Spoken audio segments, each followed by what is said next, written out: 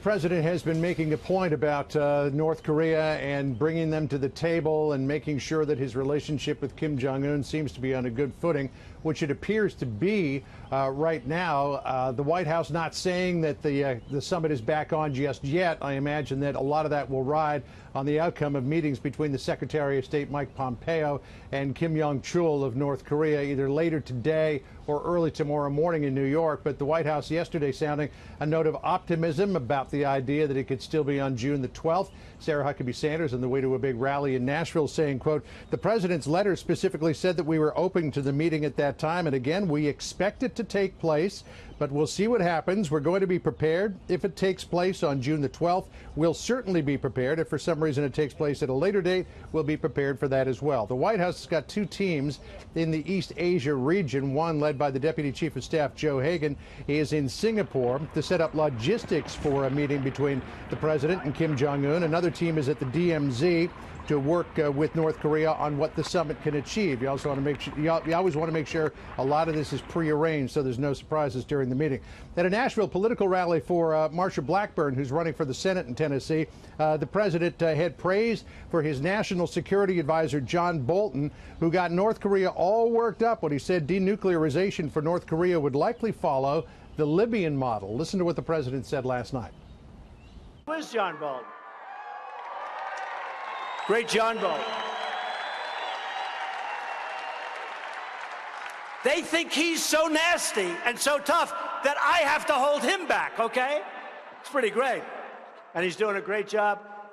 You better get some rest because we have some pretty good negotiations coming up. You better get some rest because there's some pretty big negotiations coming up. I know for a fact that Bolton gets up every day at least 4:30 and is into work very early. You know, the president has walked back the idea of the Libyan model for North Korean denuclearization, saying that Libyan leader Muammar Gaddafi never got any security or political guarantees from the United States. The president has repeatedly said that he is prepared to give Kim Jong-un personal, political, and security guarantees if he goes ahead with denuclearization. We'll find out soon where all of this goes, Sandra. A lot of questions still, John. Meanwhile, in that wide-ranging rally speech last night by the president, he also laid out a strategy for the midterms. What did we hear on that?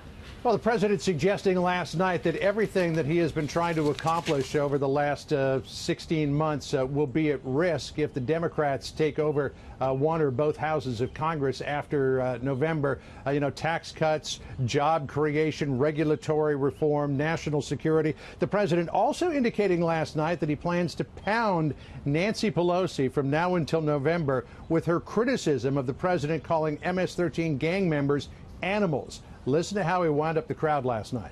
13 lover Nancy Pelosi. She loves MS-13. Can you imagine? Remember? I said they're animals, and she said, how dare you say that? They're not human beings. And this is why we call the bloodthirsty MS-13 gang members exactly the name that I used last week. What was the name? Animals. The president getting some audience participation there last night in the same way he has when he used to say, who's going to pay for the wall? And the crowd would shout back, Mexico. By the way, Sandra, just want to point out that there's a lot of meetings with Kims coming up. There's the potential summit with Kim Jong-un. There's Mike Pompeo's meeting with Kim Chol. And Kim Kardashian is going to be at the White House later on today. She's got a meeting with Jared Kushner about prison reform. We're also hearing that she'll probably stop by and say hello to the president. She is also, along with Kanye West, her husband, advocating for a pardon for a great-grandmother of hers who's been in jail since 1996 on a drug charge. So a lot of Kims on the president's mind lately.